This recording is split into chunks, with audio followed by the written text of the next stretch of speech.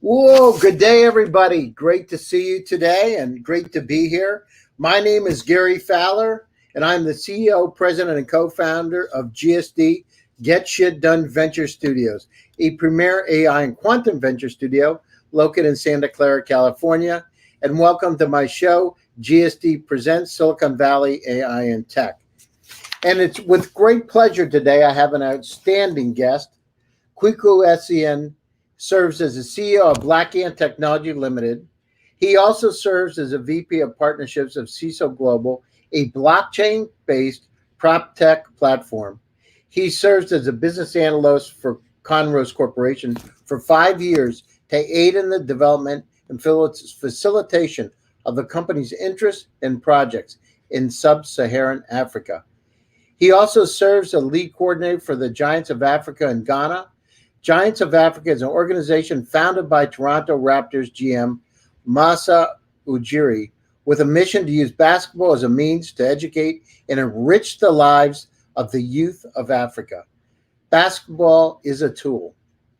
He graduated from the University of Toronto with honors, with a degree specializing in political science and economics. So it is with that great fanfare. Kweku, how you doing today? Hey, real pleasure. I'm really happy to be here, and thank you for having me, Gary. And that was a great intro. Yeah, no, it's great to have you. So I got a question for you.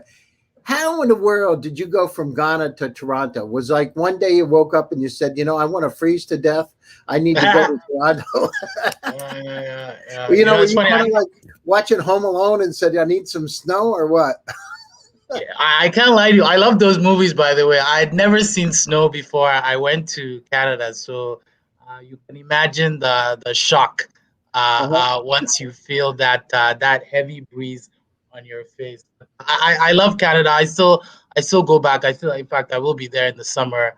Although from now on, I would prefer to live my summers in Toronto and then my winters in Ghana. I just ended up going there for school purposes. It's typically what happens with some folks in Ghana.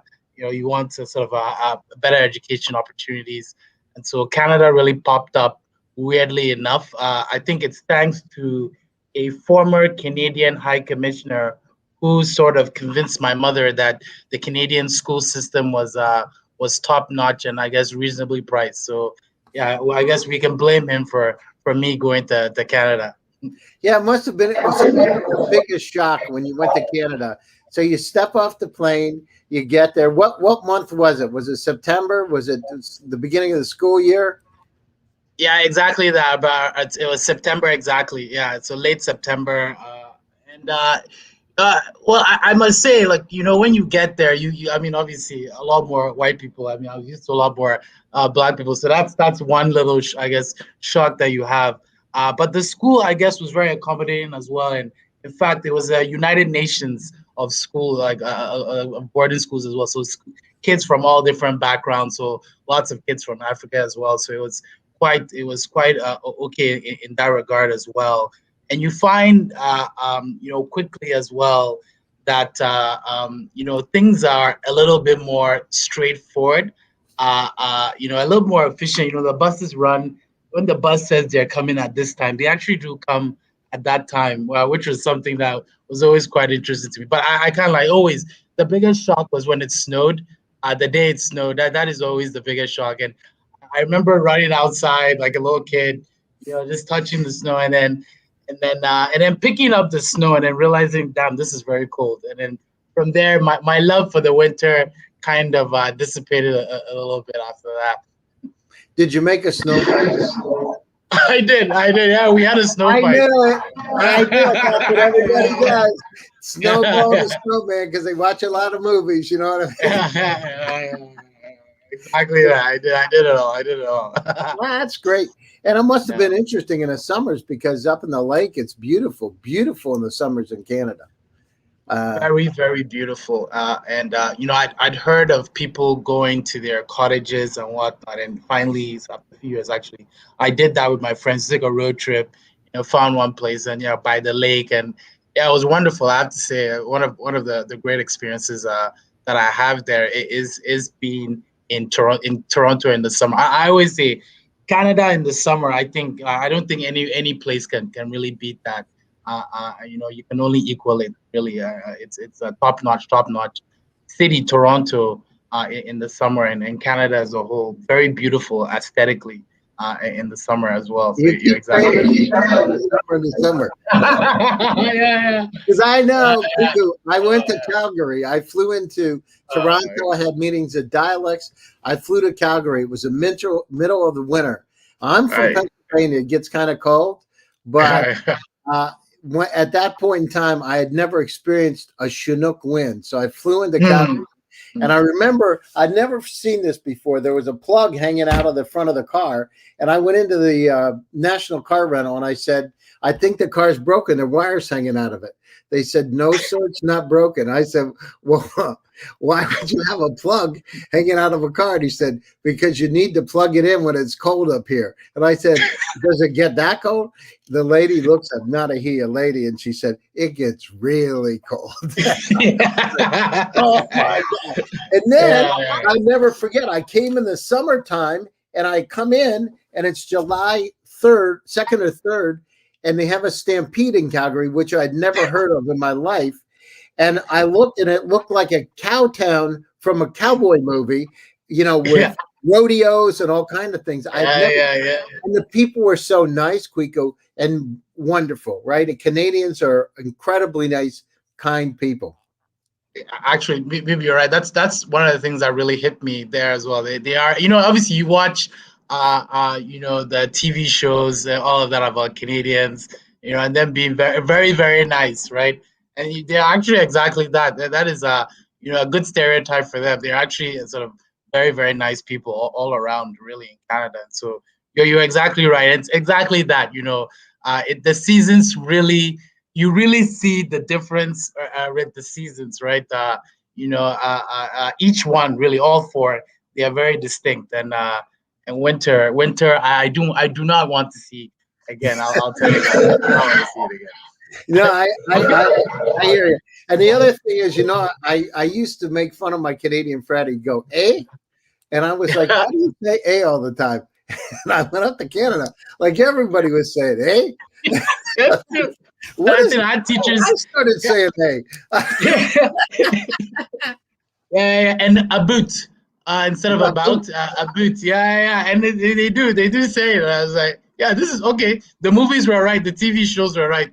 This is actually how Canadians act. Yeah. Now, let's go back to Ghana. So you're in Ghana. Now I hear, and we've been working with some companies from Ghana. There's incredible opportunities in technology in Ghana. And I know you came back for a reason. And it's, most people don't realize that there are 1.2 billion people in the African continent, which is incredible. And I don't know if I told you before, but my grandmother's North African. So she actually immigrated to the U.S. She was actually Greek Egyptian, but she immigrated to the U.S. Many, many years ago. But I remember when I grew up as a kid, she would be speaking Arabic and Greek. I thought it was normal because it's like, she spoke it fluently, right? She was like speaking to me, and I talked to my friends, and I would speak Greek or a little bit of Arabic, and they said, "Is everything okay? Like, what are you talking about? Is it gibberish?" So, but there's incredible opportunity. And I know we've just gone down to Nigeria. We're on a trip to Kenya, want to go to Ghana. In fact, since I talked to you the last time, we have 5 companies in our accelerator from Africa this time, starting Monday of this week. So we're actually putting our money where our mouth is, and we're not doing it about entitlement, Kweku. We're doing it from the fact that we believe, intellectual capacity is evenly spread around the world, but opportunities aren't. So, investors that are out there today, listen, there's incredible opportunities in Ghana, incredible throughout the continent. And, it's Scott McNeely, the founder of Sun Microsystems, told me one time, you got to go to places that you fear. And I don't mean in a negative way, that you fear the most, because you're going to learn the most. And it's 100% right, because if there's no risk, there's no reward. I love it. I love that last line. If there's no risk, there's no reward. It reminds me of the great the pioneers out in the wild West back in the day, or the the great pioneers of the past, who just have ended up going where they hadn't where they didn't understand, but understood that at the end of the day, that means there's opportunity there. Where there's risk, there's opportunity. And so, I mean, with the continent as a whole, and I'll be quite frank with you, as a youth in Africa, when you were young, you really just want to get out, go out west, because this is what you see on the TV and the propaganda. It fills you up as a child, right? But I think I was lucky enough to at least with my parents, and then also as well with those that I work with as well in Canada who also had an African background. We took lots of trips back to the continent, especially to East Africa as well. In fact, one of our trips, I was just reminded, we took Dominic Barton, who used to be the head of McKinsey, who, funny enough, was born in Uganda with missionary parents. And he was a big, big advocate of the continent as well. And McKinsey has written many different reports on the continent, exactly that with respect to, the continent size, the fact that most of the youth in the world by, in the next sort of decade or so will be situated in the continent. 70% of the world's arable land is here. Obviously, a good chunk of the world's resources are here. And so when you hear all these different metrics, all you hear is growth. But obviously there is a risk element to it, and we can all be frank about it as well.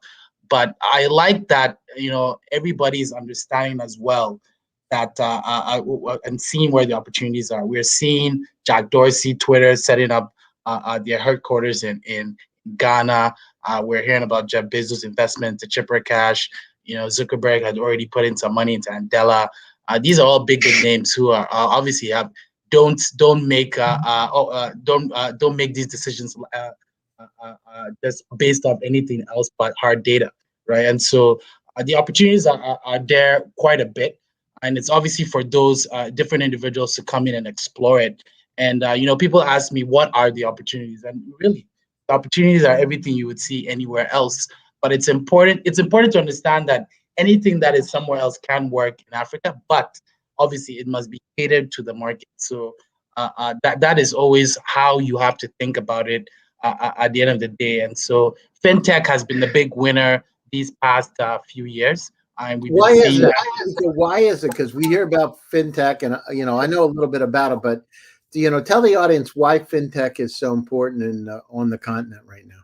Yeah, no problem. And one of the things you find is really the leapfrogging effect that has happened because of the fact that obviously we don't have some legacy systems because of the past that we've had. So even in the financial sector, M-Pesa, which is obviously the sort of really was really the shift when it came to tech on the continent, at least in the minds of a lot of people, and the big success it had in Kenya. And Kenya, I mean, I love Nairobi. Kenya really probably is the most dynamic market when it comes to tech, probably one of the most competitive markets as well. Obviously, Nigeria, South Africa, Egypt, these are all big markets. Why is Kenya such a dynamic market? Why do you say that? Yeah, well, so I'll give. I mean, M-Pesa is just one example there, and right. Whereas, really, so M-Pesa was started by Vodafone, Safaricom, Vodafone, but Safaricom, which is owned by Vodafone. M-Pesa being P2P payments, right? And so this was started there about sort of a few decades ago now, and really sort of was adopted much quicker than any other locale or any other vicinity. It took a while to get to West Africa, and it really and you find that within that market and the Kenyan market, I think has always been maybe a bit more also capitalist than most other markets. I think a lot of African markets obviously had some socialist past as well, and so maybe the dynamism has not been there as much. But you find that as well. I even take from my past employers, the Chandarias, who are Indian traders who came into Kenya, and as well you find those from the Middle East as well who came there as well. It's also always been a trading hub as well. The British were there as well, and so you find that there has been that dynamism that has been there for a while now. And so business has always been key there, right? So there's a bit of more competitive edge there, and that has filtered into everything, including tech, right? And so you find, I like to say Nairobi in my mind, it's a bit like New York in my mind. It never sleeps, and if there's one place, obviously you come to Ghana first, but you can always take the detour to Kenya after that. How far is Kenya from Ghana, by the way? Just curious. Yeah, about a 6-hour flight. The continent is quite, Just take it easy. It's not a big deal. It's only 6 hours, right? I remember one time, Kweku, I got invited to speak down in Chile. And so I was really, really busy. And I did not, I know a little bit about geography and I recognize where it is, but I just didn't think through it. So I get on the plane in San Francisco, California. I fly down to Dallas, Texas. And I was so busy. I just didn't have a lot of time to pack. I was staying there 3 days. I didn't pack a whole lot of stuff. And most of it was like for cooler weather. I end up going down to Chile. And of course I hit the summertime. And so I didn't realize, I thought it was like a 2-hour flight from Dallas because I didn't realize it's on the other side of the equator. I thought, man, I felt like Dumb and Dumber. There's a movie a long time ago, with Jim Carrey. And I got on the plane. I thought, man, how dumb could you be? But beautiful, beautiful places. So let's talk about it. So how does it, if you were to rank the countries in terms of their focus on artificial intelligence, machine learning, how would you rank them? Of course, I know Ghana is going to be right at the top, but Nigeria, Kenya, South Africa. I'll be unbiased. It's probably South Africa at the top there in terms of AI. And so South Africa, there's a good example. I forget the name of the company, but utilizing AI for sort of farming, so to understand the terrain, to understand obviously the crop levels when there are pests and growth levels as well. South Africa is probably the most mature market in a lot of ways. Because of that, it also has some inbuilt legacy systems, which perhaps means that some other markets may be more dynamic. But South Africa has a lot of brain power and a lot of sort of intellect there, a lot of capital there that's also willing to push these things as well. So definitely, I would put them at the top. And then I think Kenya and then Egypt are there fighting for that. And then West Africa, it lags a bit therein, but I think, I always like Nigeria, and people obviously are sometimes afraid of Nigeria, maybe for good reason, maybe not. But what you're finding is that I believe. A little bit. Why are they afraid of Nigeria? Because I mean, the people we met that we're working with in Nigeria just. Number one, but why are they afraid? Is it because of the, history of people sending bogus emails and stuff? Is it, I mean, honestly, I think it's a good thing because you got to be really smart to do that. It's like business on steroids, That is exactly what I'm actually, that's a very good point. You've actually hit the nail on the head. I think Nigeria at the end of the day will overlap all of these other places in terms of everything there, because it really was about opportunity, and you hit the nail on the head at the top. At the beginning, really, people found the most opportune way to make money was these type of scams, and you find that they became there was a lot of ingenuity in getting these things done, and they almost had a system of getting it done, and they were so successful that the world knows them for this specific thing.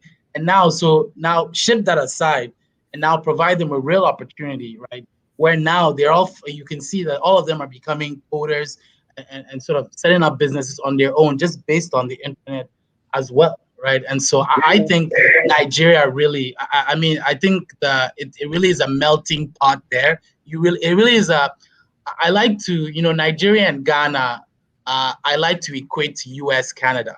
And my dad always said this, which was always interesting to me, was that, US is sink or swim, whereas Canada, you get a lifeboat, a life raft right there as well. And so Ghana, similarly to that, similar to Canada in a lot of ways, I have to say, whereas Nigeria really is sink or swim. And so people really understand that they really have to, hustle to a certain level to get there. And so because of that, I think they will overlap all these other places that I've mentioned now. And why is it? Why do you think that? Why do you think you've got the Canadian effect in Ghana? Why is it you don't have, you have a little life preserver, if you will? Well, it's maybe to delve too much into the history of the two countries, but it's probably is the makeup of the two countries, maybe the tribes as well involved there as well. Ghana has historically just been much more harmonious between the tribes, whereas in Nigeria there is some friction, or has been some friction in the past, and the tribes are not as sort of meshed in together as well, right? And so you find that because of that, you feel as though, hey, I'm kind of on my own a bit. Whereas in Ghana and other places, there is more of a communal sort of aspect to things, a bit more, right? And I think most Nigerians and Ghanaians kind of see that as well, right? And you find that, Ghanaians are a bit more laid back, a bit more island vibe, whereas Nigerians are a bit more, like they feel the scarcity. And it's a massive country with a ton of people. And so obviously it has not been as efficiently run. And so there will be scarcities a bit more than Ghana, which is 30 million people, and they are 150 million, maybe even 200 million. 260 million. I actually just looked it up. I was really surprised because I thought like 150, 125 too, but it's not. It's incredible. And you're right about it. Some people feel like they got a fire under them in a good sense, and they want to get shit done. And when it's all said and done, when you're dealing in technology, it's about how fast can you really get to the market and dominate that market, and and having that burning desire, entrepreneurial burning desire, is really important. So it's amazing. And then what about places like Ethiopia? Where are they in the scale? Because you don't hear much about them, but I know traditionally they've been pretty sharp, right? So what's happening with some of those countries? Yeah, so Ethiopia, a fascinating country, a bit closed off than other African sort of countries. So Ethiopia, one of the most fascinating things I heard a while back was that it had been building the most engineering schools per capita out of anyone in Africa. I forget the actual number, but it was a fascinating stat to me because it helped me understand what the country is seeking to do. The country has obviously tagged itself to China. It's seen the China model, wants to replicate that. And in fact, when you go to the Ethiopian airport, you actually think you're probably in China. It's filled up with these are building out their airports there as well, and building out a lot of their infrastructure, their railway, and so they're growing gangbusters because of that partnership, right? But because it's a bit closed off, it's hard to, especially for an investor, when you invest your money, it's hard to get it out. All the banks, all of the telcos are owned by government or in some way parastatal organizations. Because of that, everything is really government, more so government-led. You're not finding maybe enough private sector participation, right? I understand that the new government is trying to open that up. In fact, telco licenses are being opened up, bank licenses are being opened up, and you'll be able to get some money out. But obviously, it'll be a slower process than others. But yeah, it's a fascinating country, and I think maybe more agri-tech maybe is what is sort of flourishing a bit more there as well. But it's more of a country for infrastructure plays, I found, than tech plays, at least today, right? Yeah, I read this fascinating story about Ethiopia and the Ark of the Covenant and this Timkut, it's called, the celebration. Just fascinating stories about the Knights Templar coming down. And I don't know what's myth or not, but surely an interesting story. Could be another Indiana Jones kind of thing, Exactly. Yeah. You look at it now. I know you're working with family offices, Indian family offices, friends. How much interest is there in Africa right now from your perspective? Sure. I mean, I'll say that, well, it's quite interesting. So I'll say it depends, obviously, also the country you're from, perhaps, as well. So obviously, historically, the United Kingdom, France, these are countries that have had extreme interest on the continent, and I think will continue to do so, and will continue to do so. What I'm finding as well is that also China as well has made huge investments as well into tech plays as well, especially in Nigeria. There's a big focus there in Nigeria as well with respect to tech. and Japan. In fact, I was just in a panel with PropTech Japan, discussing, PropTech Africa as well, property technology, just for those as well. And so Japan actually, Keppel Ventures, which is a fund, has actually been the number one actually investor in the continent in terms of the number of placements, right? And you find that there are a lot more actually coming into the continent as well, right? With the US as well, and you're finding obviously the interest that is coming from some of these big players. The US obviously there's a lot more cash there, and so a lot more to throw on. I don't know if obviously there's still a lot of investments for US investors to invest in the US, and so maybe sometimes that opportunity cost isn't there. But I think you're seeing a little bit more coming into the content, especially when you see these big players coming in. You will find copycats and people who want sort of are now sort of obviously exposed to it. Obviously, from Canada's perspective, I've always wanted it to sort of be more. And it's funny. I think there are lots of champions there, and Canada is obviously a very dynamic place as well, with lots of immigrants as well. But you do find that in Canada, though, that Canada's trade, 70% of it is with the United States, and they're quite comfortable doing that as well, right? And so maybe a bit harder to sort of see the opportunity on the continent in terms of tech as well. Canada has historically been mostly involved in Africa in terms of impact investing and charity work, and then as well mining, actually, which is very hilarious because mining is one of the most risky businesses out there, right? So in terms of on the continent as a whole, with the family office side of things as well, and the company I work with, Sesso, has really sort of thrive because of family offices, lots of family offices putting capital in. You're finding that lots more African family offices are finding that this is where really that these are things that they should champion, right? And you shouldn't wait for Jeff Bezos and whoever to come in and snatch some of these companies. You can be part of, the seed round or the sort of, at least the Series A round, and get some of these multiples as some of these bigger funds and acquisitions happen. So you're finding a lot more of that happening as well. I think that's the best way to do it. The family offices on the ground, put it in the capital, because they have the network as well. Now, are they from family offices from other countries?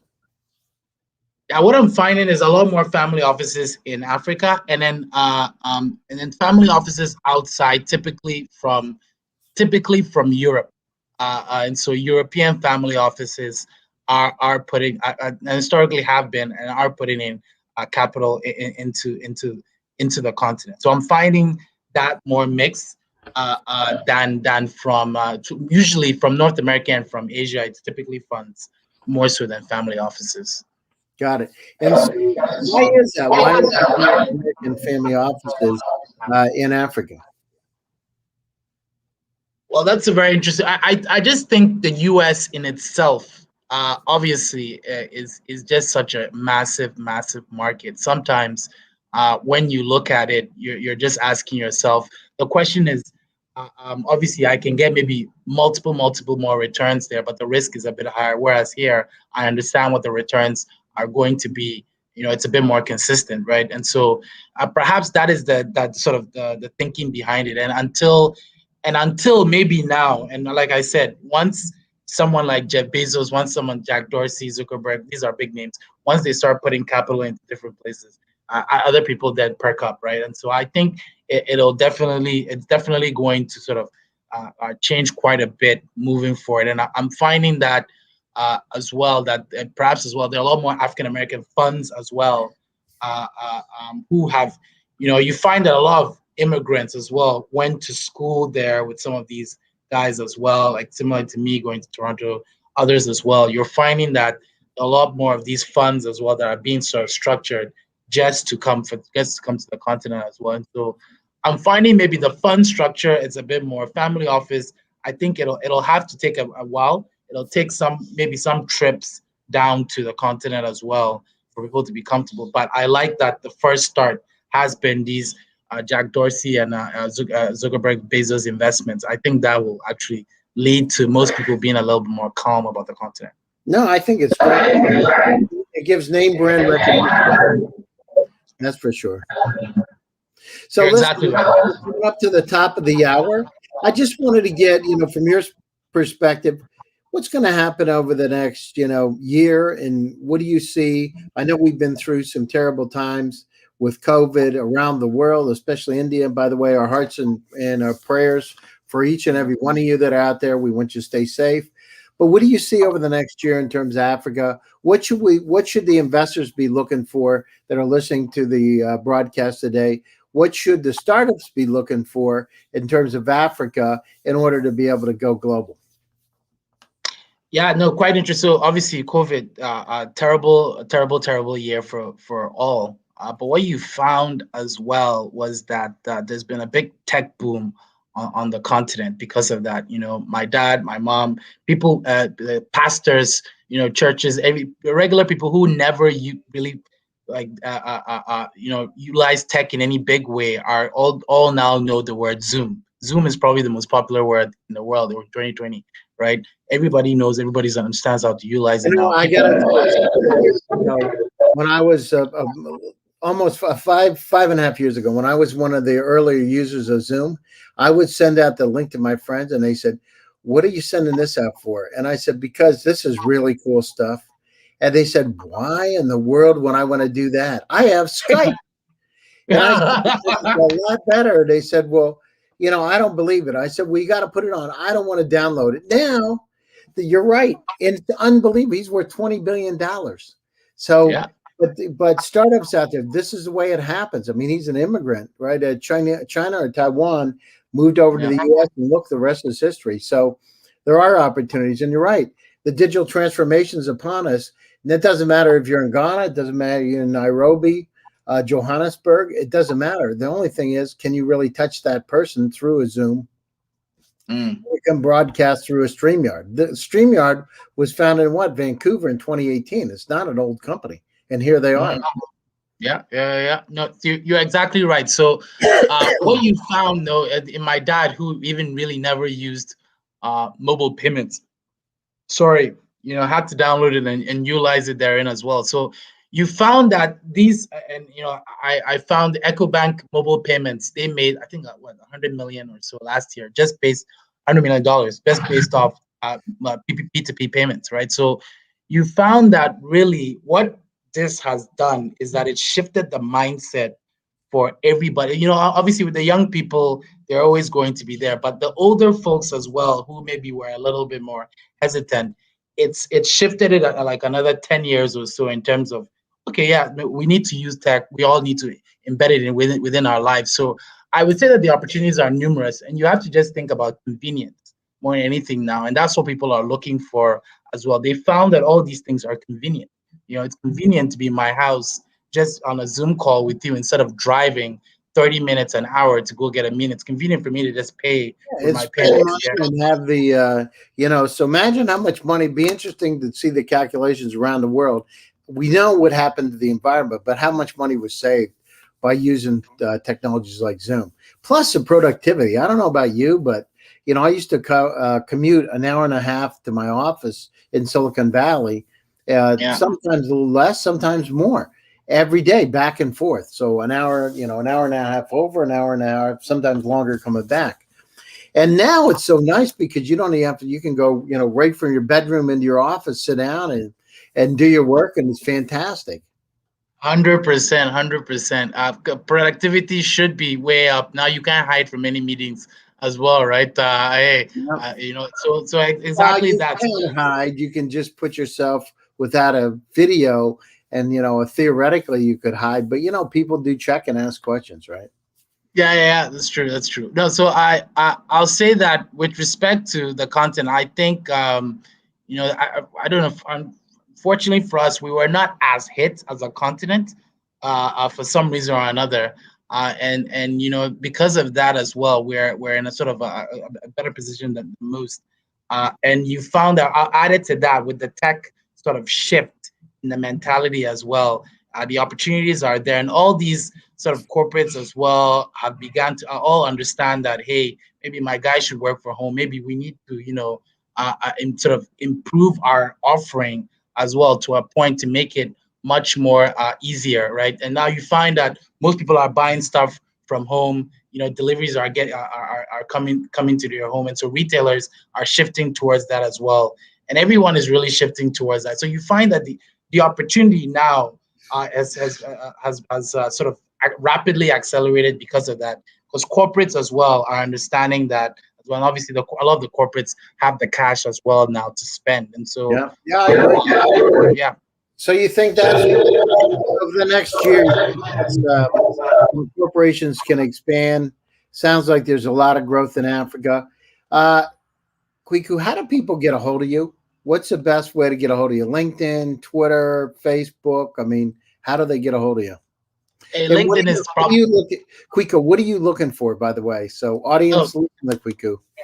Yeah. No, great. So, LinkedIn is always good. Obviously, with so at Mansa Capital, which I'm a partner at, we're seeking to assist sort of startups on the continent, connect with funds and angels as well. And so, always happy to connect with folks like that.